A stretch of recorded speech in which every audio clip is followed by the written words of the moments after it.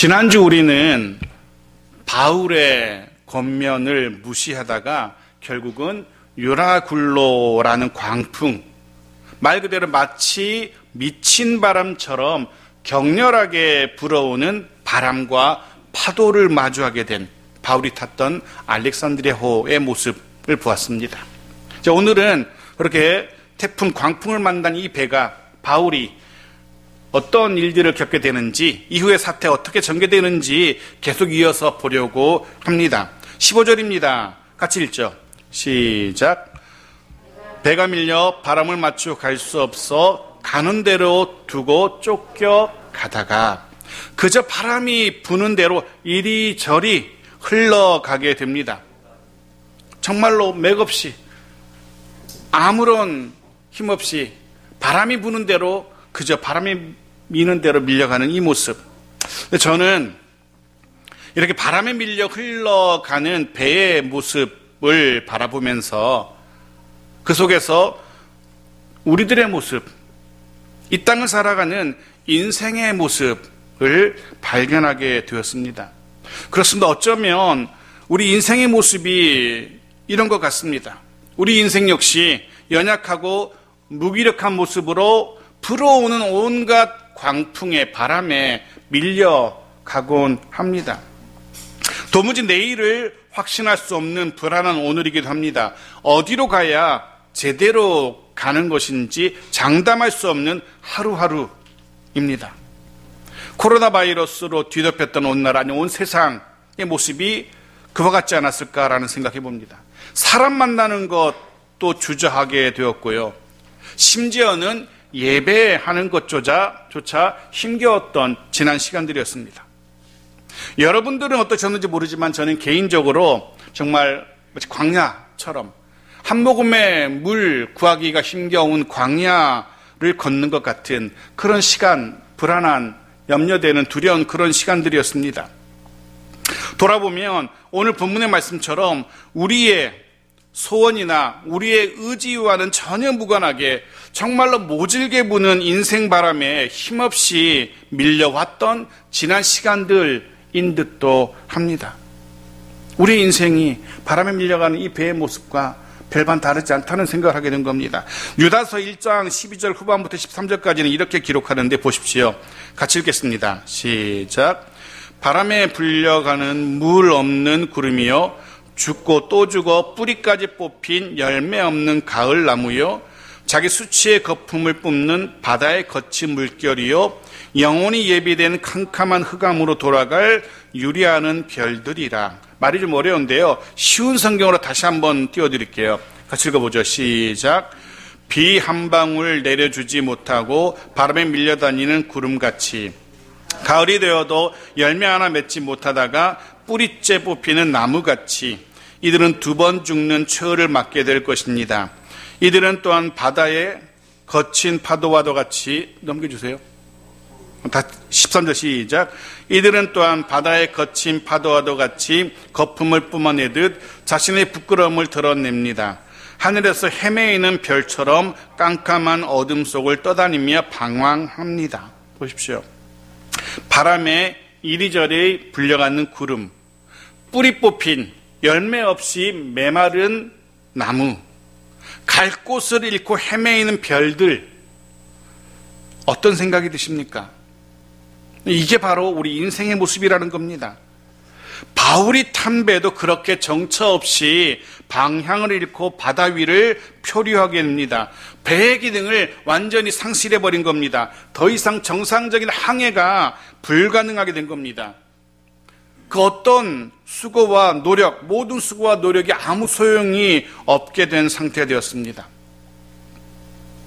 그런데 잊지 마셔야 될 게 있습니다. 이런 말 그대로 극한의 상황을 맞이한 항해이지만 소망이 있습니다. 생각해 보십시오. 배가 도무지 선원들의 뜻대로 움직이지 사람들의 뜻대로 움직이지 않습니다. 그냥 불어오는 광풍에 밀려 여기저기 휩쓸리고 있는 그런 상황인데 어떤 소망이 있겠습니까? 그런데 고민해보고 생각해보면 소망이 있습니다. 여전히. 왜냐하면 이유는 그 안에 바울이라는 사람이 그 한가운데 있기 때문에 그렇습니다.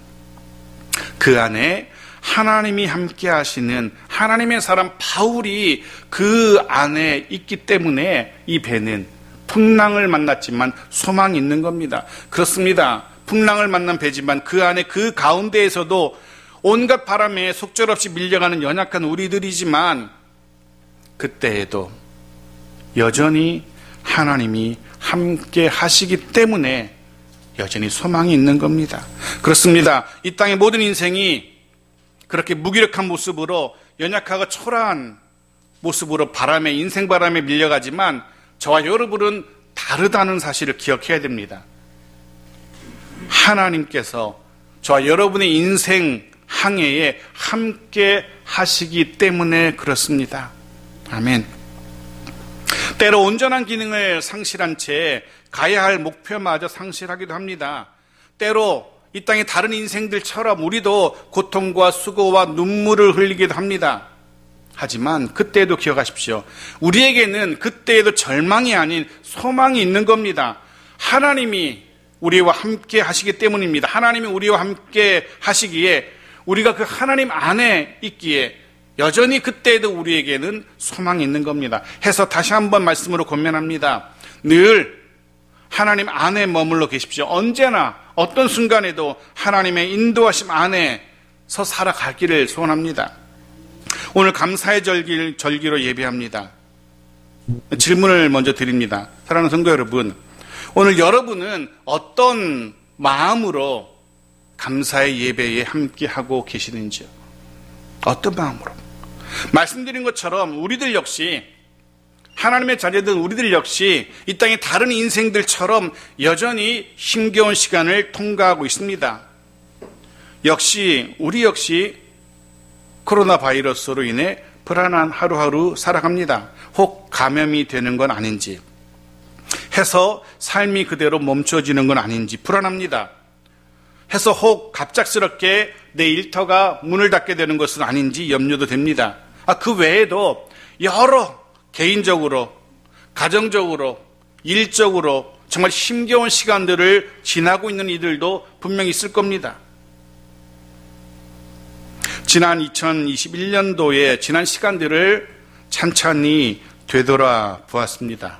지난 1월, 2월, 9월, 10월 찬찬히 앉아서 되돌아보니까 감사한 시간들보다 불안한 시간들이 더 많았던 것 같습니다. 감사한 일들보다 마음 졸이던 시간들이 더 많았던 것 같습니다. 하나님을 향한 감사의 그런 고백들, 찬양들보다는 하나님을 향한 원망과 불만이 담긴 그런 부르짖음들이 더 많았던 것이 솔직한 제 고백입니다. 여러분은 어떠신지 모르겠습니다. 여러분의 한 해를 한번 돌아봐 보십시오. 지나간 시간들을 여러분 한번 생각해 보십시오. 여러분 어떠신지 아마 별반 다르지 않을 겁니다. 다시 질문을 드립니다. 그렇다면 무엇으로 오늘 감사의 예배를 드릴 수 있을 것인지. 시편 118편 28절에서 그 답을 얻게 됩니다. 같이 읽어보죠. 시작. 주는 나의 하나님이시라 내가 주께 감사하리이다. 주는 나의 하나님이시라 내가 주를 높이리이다. 시편을 기록한 시인은 담담하게 이렇게 고백합니다. 하나님이 나의 하나님이시기에 감사합니다. 하나님의 하나님 되심, 그 하나님이 내 하나님 되심에 대해서 그것 때문에 내가 주를 높입니다. 다른 이유가 없습니다. 그저 하나님이 내 하나님이시기에 시편의 기자는 그 하나님 향해 감사하며 주를 높이고 있습니다. 사랑하는 성도 여러분, 우리의 감사의 이유도 이것일 수 있기를 바랍니다. 다른 모든 사람들처럼, 많은 사람들처럼 하나님이 내게 좋은 집을 주셨기에, 하나님이 내게 새로운 차를 주셨기에, 하나님이 내게 건강을 주셨기에, 하나님이 내게 풍성한 물질을 주셨기에가 아니라, 남들은 광풍에 밀려갈 때 나는 광풍이 아니라 시원한 미풍이 불어오게 하셨기 때문에, 남들은 약해지고 병들어도 나는 늘 건강하기 때문에, 남들은 쫄딱 망해도 나는 늘 승승장구하기 때문에 해서 감사하는 것이 아니라, 비록 그렇지 않다 할지라도 그저 하나님이 내 하나님이라는 이유만으로, 그 하나님이 나와 함께 하신다는 이유만으로, 내가 그 하나님의 인도하심 안에 머물러 있다는 이유만으로 하나님께 감사할 수 있는 우리 모두이기를 주의 이름으로 축복합니다. 비록 광풍이 밀려가는 듯한 우리의 오늘일지라도 그 속에서 주님께서 나와 함께 하시기에 감사할 수 있게 되길 바랍니다. 비록 내 계획대로, 내 소원대로, 내 바람대로 되지 않는 우리의 오늘일지라도 주께서 여전히 우리 가운데 계시기에 감사할 수 있기 바랍니다. 여전히 메마른 광야를 지나는 우리의 하루하루일지라도 주께서 우리와 함께 하시기에 진심으로 감사할 수 있는 오늘 우리의 예배, 이후에 우리의 삶이기를 주의 이름으로 축복합니다. 자, 16절입니다. 같이 읽겠습니다. 시작. 가우다라는 작은 섬 아래로 지나 간신히 거루를 잡아. 광풍을 만난 배는 가우다라는 작은 섬 아래를 지날 때 겨우 거루를 잡았다라고 기록해요. 이 거루는 비상용 작은 배를 말합니다. 혹 배가 파산해서 깨어져서 더 이상 배에 머무를 수 없을 때, 조난을 당해서 배의 기능을 완전히 상실해버릴 때, 그때 필요한 구명선인 거죠. 배 안에 있는 사람들에게는 마지막 생명선이라고 할 수 있을 겁니다. 배에 문제가 생기면 구명선을 내려서 그 안에 타고 살아남을 수 있으니까. 해서 무슨 수를 써서라도 이 구명선 거루가 광풍에 의해서 배에서 떨어져 나가지 않도록 단단히 배에 묶어두고 있는 겁니다. 계속 봅시다. 17절입니다. 같이 읽죠. 시작. 끌어올리고 줄을 가지고 선체를 둘러감고 스르디스에 걸릴까 두려워하여 연장을 내리고 그냥 쫓겨가더니, 구명선을 단단히 묶은 후 이번에는 선체를 줄로 둘러 감습니다. 지금처럼 철강으로 만들어진 배가 아니기 때문에 파도가 크게 치면은 나무로 만들어진 배가 부서질 수 있거든요. 그럼 물이 들어오고 배가 침몰하겠죠. 그러지 않도록 배 바깥 부분을 줄로 묶고 있는 거예요. 파도에 부서지지 않도록. 그리고 그뿐만 아닙니다. 혹 스르디스에 걸릴까 연장을 내렸다라고 기록해요. 지도를 하나 보여드릴게요. 보십시오. 스르디스. 왼쪽 밑에 보면 빨간색으로 원을 그려놨어요. 보이십니까? 거기가 시르디스만이라고 써 있는데요. 그 바로 같은 지역입니다. 시르디스, 스르디스 지역입니다. 여기는 수면이 아주 낮고, 또 근데 수면 아래는 늪 같은 모래로 이루어져 있어요. 그래서 자칫 배가 항해할 때 길을 잃고 항로를 이탈해서 여기로 들어가 버리면 말 그대로 늪에 빠져버려서 배가 옴짝달짝 할 수 없는, 해서 뱃사람들에게는 공포의 대상이 되는 그런 지역이기도 합니다. 여기만 가면 배는 온전히 더 이상 항해를 할 수 없어요. 바울이 탄 알렉산드리아호는 이 스르디스 지역까지 밀려가지 않도록, 아무리 바람에 밀려가지만 여기까지 가서는 안 된다라고 생각해서 이곳까지 가지 않도록 연장을 내리고 있어요. 여기서 말하는 연장은 아마도 배의 돛을 말할 겁니다. 바람을 맞아서 상해할 때 필요한 돛. 다 접어서 내리면 바람에 밀려가는 속도를 줄일 수 있기 때문에 아마 그랬던 것 같아요. 자, 보십시오. 생명선인 구조선을 단단히 배에 묶어매고, 혹시 바람에 파도에 배가 부서질까 배도 줄로 묶고, 그리고 바람에 빨리 밀려가서 혹시라도 늪지대에 빠질까봐 돛도 다 내리고. 자, 지금 우리가 어떤 모습을, 어떤 장면을 보고 있는 겁니까? 지금 바울이 탄 배의 선원들은 유라굴로라는 광풍을 벗어나기 위해서, 배가 파손되는 것을 막기 위해서, 배가 늪지대에 빠져드는 것을 막기 위해서 자신이 할 수 있는 모든 수단과 방법을 다 동원하고 있는 겁니다. 할 수 있는 최선을 다해서 유라굴로라는 광풍을 벗어나려고 하고 있는 겁니다. 하지만 점차 밝혀집니다. 이런 모든 수고가 있음이 아무 소용이 없다는 것을. 보십시오. 18절입니다. 같이 읽죠. 시작. 우리가 풍랑으로 심히 애쓰다가 이튿날 사공들이 짐을 바다에 풀어버리고. 보십시오. 선원들은 자신들이 할 수 있는 방법을 여전히 다 쓰고 있어요. 심의해서 또 했습니다. 이미 지나간 일이지만 돌아보면 바울의 말을 듣고 좀 불편하더라도 그냥 미양에서 겨울을 지냈다면 이런 일을 겪지 않아도 되었을 겁니다. 이미 지난 일이지만 정말 순간의 잘못된 선택으로 인해서 이 지경까지 이르게 된 겁니다. 하지만 그게 다가 아닙니다. 여기에 그치지 않습니다. 그러냈음에도 불구하고 또 다른 짐도 바다에 버려야 돼요. 배를 가볍게 해야만 스르디스 그 늪지대에 걸리지 않도록 배를 가볍게 하고 있는 겁니다. 그것도 다가 아니었어요. 그것으로도 문제가 해결되지 않습니다. 돛을 내리고 짐의 무게를 줄이고 그래도 유라굴로를 벗어나지 못해요. 할 수 있는 거 다 하고 있는데 우리도 그런 경험 있지 않습니까? 어떤 문제를 만났을 때, 난관을 만났을 때 우리가 할 수 있는 모든 일을 다 동원하잖아요. 인맥도 동원하고 동원해서 모든 걸 다 수단 방법을 다 동원해도 안 되는 때 있지 않습니까? 얼마나 답답합니까? 그때 낙심하게 되고 좌절하게 되고. 좀 더 봅시다. 19절입니다. 마지막 19절 같이 읽죠. 시작. 사흘째 되는 날에 배의 기구를 그들의 손으로 내버리니라. 이제는 배의 기구들도 자신들의 손으로 내버려요. 여기서 말하는 배의 기구는 정말로 바람을 벗어났을 때 항해할 때 꼭 필요한 항해에 필요한 기구들 외 나머지 것들을 이야기합니다. 예를 들면 침구라든가 식기라든가 이런 거, 잠잘 때 필요한 물건들, 밥 먹을 때 필요한 물건들 이런 거 다 내다 버리고 있는 거예요. 풍랑을 만나기 전에는 정말로 필요한 물건들이었죠. 필요한 물건으로 여겨졌었죠. 잠잘 때 안락하게 자야 되니까 침대라든가 이불이라든가 필요하죠. 밥 먹을 때 그냥 허겁지겁 먹을 수 없잖아요. 이 알렉산드리아 호정으로 되고 큰 유람선 한번 생각해 보십시오. 얼마나 삐까번쩍한 식기들이 있겠어요. 흔히 말하는 이런 물건들은 다른 사람들에게 부러움의 대상이 되는 그런 것들이었을 겁니다. 품이 있는 항해를 위해서, 남부럽지 않은 삶을 위해서 반드시 필요한 것으로 여겨졌던 것들일 겁니다.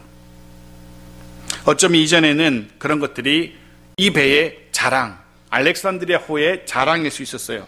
어쩌면 이것들이 자신들이 타고 있는 이 배를 자랑할 수 있는 자랑거리일 수도 있었을 겁니다. 이 배는 편안한 숙식을 제공합니다. 이 배는 화려한 식기로 여러분을 행복하게 해드릴 겁니다. 아마 그런 홍보 문구도 있었을지도 모르겠어요. 그런데 보십시오. 이제는 살기 위해서 그런 것들을 버리고 있는 겁니다. 버려야만 했던 겁니다. 그렇게 배의 기구들을 버리는 선원들의 심정이 어땠을까? 아까웠겠죠. 이전엔 그렇게 좋았던 것들인데 하지만 어쩔 수 없지 않습니까? 살기 위해서는. 사랑하는 성도 여러분, 어쩌면 우리 삶도 그와 같은 듯합니다. 분명 너무도 좋아 보이고 분명 너무도 소중해 보이는 것들이지만 해서 매일같이 품에 안고 애지중지하던 것들이었지만 해서 절대로 포기할 수 없을 듯한 것들이었지만 어쩌면 우리들의 영적인 생명의 유지를 위해서는 어쩌면 버려야 할지도 모른다는 사실을 깨닫게 되어집니다. 누가복음 17장 32절에서 주님은 이렇게 경고하셨는데요. 롯의 철을 생각하라. 롯의 철을 생각해라. 두고 온 집에 물건들이 생각나서 버리고 온 것들에 대한 아쉬움에 그 집을 되돌아보죠.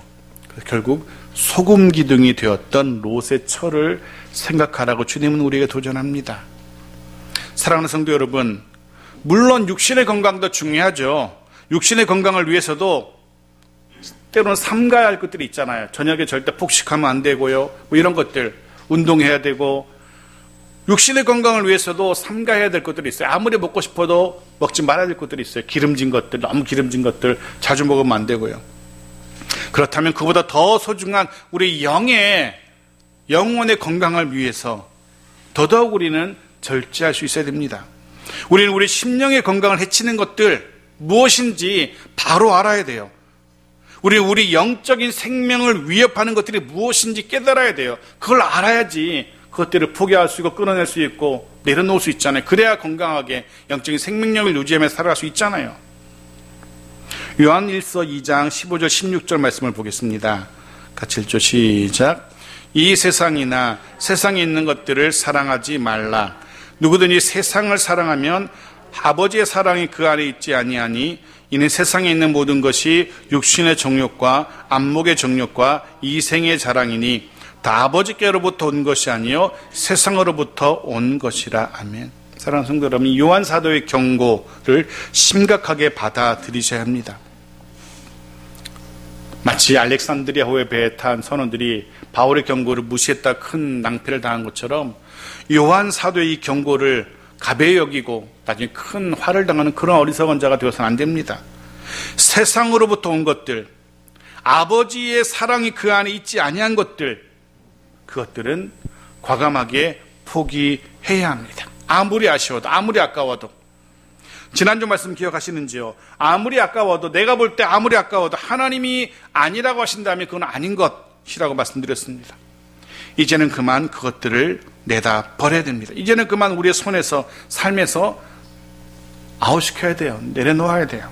그래야 우리 영적인 건강을 회복하고 건강한 모습으로 살 수 있는 겁니다. 그래야 주님이 기뻐하시는 하나님 자녀의 모습으로 살아갈 수 있는 겁니다. 오늘 말씀을 정리합니다. 오늘 감사의 절기입니다. 불어오는 근사한 아주 좋은 바람에 화려한 돛을 펼치고 삐까번쩍한 집기들을 자랑스럽게 내보이는 그런 모습, 혹 위기의 순간이 닥친다 할지라도 아무 염려 없이 나를 지켜줄 구명선 있기에, 그래서 마음 넉넉하고 감사하며 살아오셨는지요. 이제는 그것들이 없다 할지라도, 그것들을 다 버린다 할지라도, 버려야만 한다 할지라도 사람들 앞에 내세우고 자랑할 만한 것들 하나도 없다 할지라도, 아니 더 심각하게 마실 물도 먹을 양식도 부족한 광야와 같은 하루하루를 할지라도, 비록 바람에 밀려서 정처 없이 밀려가는 무기력하고 연약한 오늘을 살아간다 할지라도, 혹 내일이 염려되는 오늘이라 할지라도 하나님의 품 안에 있음으로 인하여 감사할 수 있는 우리이기 바랍니다. 하나님의 돌보심 안에 있음으로 인하여 감사할 수 있는 우리 모두이길 바랍니다. 여전히 하나님이 우리의 하나님이심을, 그 하나님이 여전히 우리와 함께 하심으로 그것으로 감사할 수 있는 오늘 우리이기를 주의 이름으로 축복합니다. 마지막 하박국 선지자의 고백을 함께 읽고 오늘 말씀을 마치기로 합니다. 이 고백이 우리의 고백이길 소원합니다. 같이 읽죠. 3장 17절부터 18절입니다. 비록 무화과 나무가 무성하지 못하며 포도나무에 열매가 없으며 감람나무에 소출이 없으며 밭에 먹을 것이 없으며 우리의 양이 없으며 외양간에 소가 없을지라도 나는 여호와로 말미암아 즐거워하며 나의 구원의 하나님으로 말미암아 기뻐하리로다. 또 한 주간 여호와로 말미암아 없고 없을지라도 하나님만으로 인하여 즐거워하며 하나님만으로 인하여 기뻐할 수 있는 우리 모두의 인생 되어지기를 주의 이름으로 축복합니다.